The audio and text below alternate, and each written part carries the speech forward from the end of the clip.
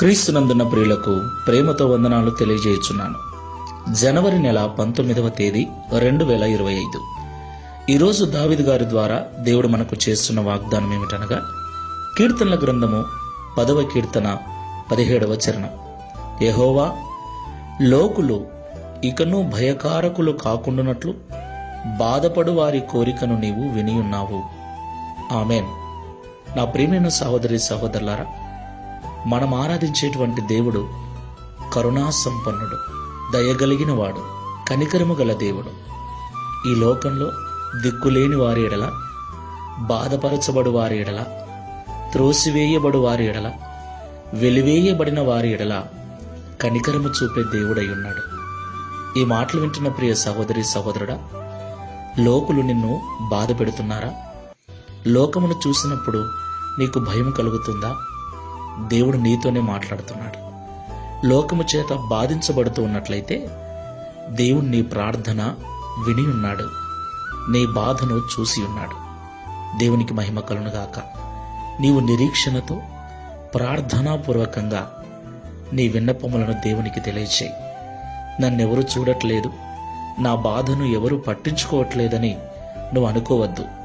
ఈ లోకంలో ఎవరు చూసినా చూడకపోయినా, ఎవరు పట్టించుకున్నా పట్టించుకోకపోయినా, నిన్ను నిర్మించిన వాడు నీకు తండ్రి అయ్యున్నాడు, నిన్ను పుట్టించిన వాడు నీకు భర్త అయ్యున్నాడు. ఆయన నీ బాధను పట్టించుకొని ఇంతకు మునుపే నీ బాధ ఆయన విని ఉన్నాడు. నువ్వు బాధ నుండి విడిపించమని ఆయన సన్నిధిలో పెట్టిన మొరను, నీ కోరికను ఆయన విని ఉన్నాడు.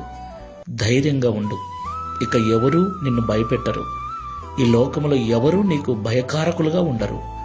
దేవుని మీద విశ్వాసముతో, నమ్మకంతో, ప్రార్థనాపూర్వకంగా ఈ విశ్వాసపు యాత్రను కొనసాగించు. ప్రార్థన చేసుకుందాం. సర్వోన్నతుడా, సర్వశక్తిమంతుడా, భయంకరుడవైన తండ్రి, నీకు స్తోత్రాలు చెల్లిస్తున్నాను. ఆది సంభూతుడవు, నీ ఎదుట నిలబడగలవాడెవడు? నీకు విరోధి అయిన వాడెవడు తండ్రి? ప్రభువా, నీ పిల్లలమైన మాకును ఈ లోకంలో విరోధంగా నిలబడు వారు ఎవరూ లేరు. అయితే లోకములో కొన్ని బాధలు, కొంతమంది చేత ఇబ్బందులు, కొంతమంది చేత నిందించబడచ్చు, దూషించబడచ్చు, చులకనగా చూడబడుతున్న వారు మాలో ఉన్నారు. ఆ బాధను తట్టుకోలేక, భరించలేక నీకు మొరపెడుతూ ఉండగా, వారి మొరను, వారి కోరికను వినియున్నానని ఈరోజు మాతో మాట్లాడినందుకు స్తోత్రాలు. నిరీక్షణ అనుగ్రహించండి. శుభప్రదమైన నిరీక్షణతో ప్రార్థనాపూర్వకంగా గడుపుటకు సహాయం చేయండి.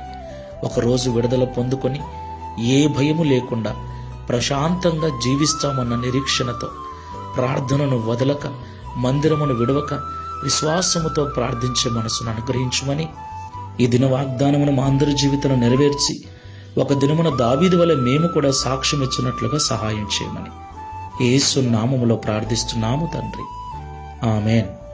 Praise the lord. God bless you.